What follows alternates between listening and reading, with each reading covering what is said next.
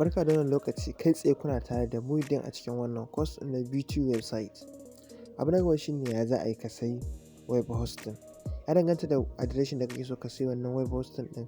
Amma in case of me zan siya ne a Truehost. Wannan shine plan na Truehost. Za ka ga da akwai plan na 600 per monthly, da akwai zai baka ma'ana domainfree.com.ng, amma sai ka sai na 1 year sannan za a baka .com.ng ɗin. Idan ba na 1 year za ka siya ba, dole sai ka sai shi ma .com.ng ɗin. Yanzu gashi za ka gansu plan kala daban-daban, sai ka zaɓi wanda ya maka sai ka danna wato ka select. To ni in case of me na zaɓi wannan na 600 per monthly ɗin.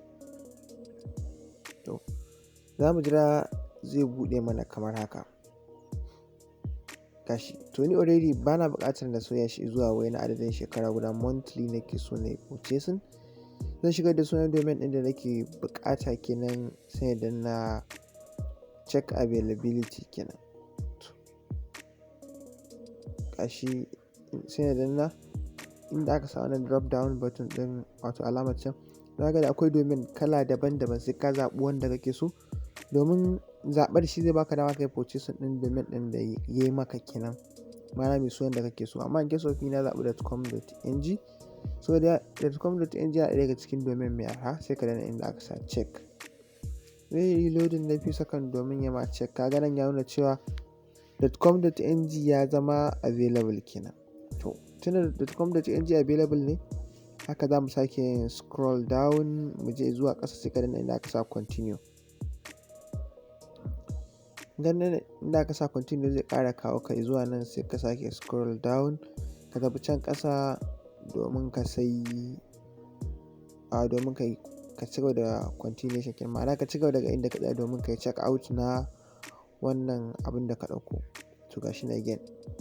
Ka ga ya faɗa mana cewa kuɗin hosting naira 750 ne total due namu kenan, wanda za mu biya. Sai ka danna inda aka sa continue.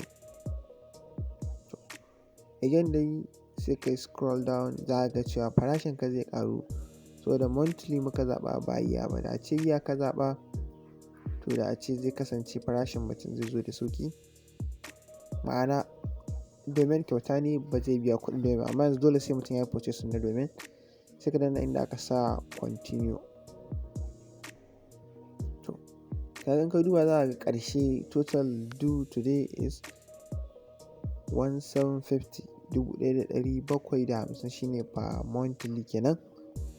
Amma domain ba ka sake purchasing ɗin wani ba, sai dai za ka yi renew na hosting ne duk wata, ko kuma in ya ƙare ka renew na shekara guda. Zai kawo ka zuwa nan gurin kenan. Sai ka sake scroll down, sai ka cike I have read and agree terms and conditions, sai ka danna complete order. In ka danna inda aka sa complete order zai kai ka zuwa sashe na Flutterwave.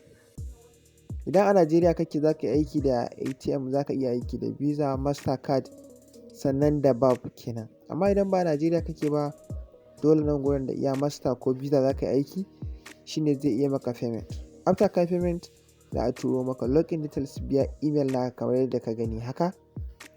Za a turo maka login details, za ka ga password, username, password, sannan da kuma wato adireshin da za ka yi login da shi.